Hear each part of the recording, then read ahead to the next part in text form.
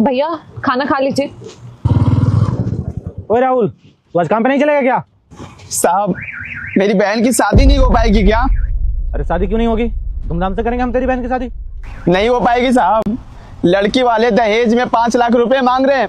शादी टूट गई, साइकिल देने की औकात नहीं है, 5 लाख रुपए कहाँ से लाएंगे? इसी चिंता में काम पर जाने का मन नहीं कर रहे। अब आप ही बताइए साहब, क्या करे?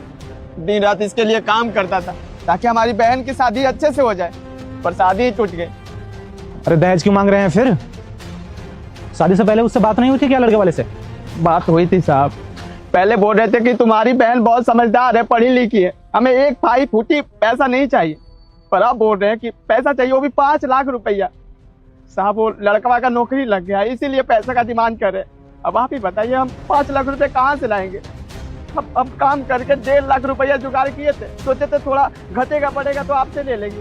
अब 5 लाख रुपया कहाँ से लाएंगे साहब, आप ही सोचिए।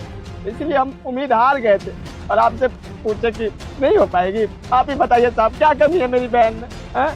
बस गरीब है, यही कमी है ना? नहीं, तू तो काफी मेहनत की अपने बहन पे, पढ़ाई लिखाई इस काबिल बनाया कि इसका शादी किसी भी अच्छे घर में हो जाएगा। पर पैसे मांगने तो गुनाह है ना, दहेज तो ऐसे भी देना नहीं चाहिए। आजकल ये सारी चीजें खत्म हो रही है, तो वो लोग पैसे क्यों मांग रहे हैं? अगर लड़की अच्छी है तो उनको खुशी खुशी लेकर जाना चाहिए इसे। दहेज से क्या मामला है भाई? और तू दहेज देने के लिए बोली क्यों रहा है फिर? मना क्यों नहीं किया? मना कैसे करे साहब, सब कुछ तय हो गया था, कार्ड वोट छपवाने की भी बात हो गई थी। गांव मोहल्ला समाज में रिश्तेदारी में सबको पता चल गया है कि यहाँ पर शादी हो रही है। लड़का आकर मिलजुल लिया है, सबसे बातचीत हो गई है। अब शादी नहीं होगी तो बदनामी होगी। अब ये सोच रहे हैं कि 5 लाख रुपया कहाँ से आएगा? देखिए, आप लोग बड़े लोगों के बीच मुझे बोलना तो नहीं चाहिए, लेकिन मैं आप लोगों के बीच बोलना चाहती हूँ, उसके लिए माफ़ कर दीजिएगा। जब भैया हमको बताए थे हमारा शादी फिक्स हो गया है, तो हम सारे रिश्तेदार को कॉल करके बोल दिए थे। वो आपको तो मालूम है ना कि बचपन में ही हमारे माँ बाप छोड़ के चले गए थे।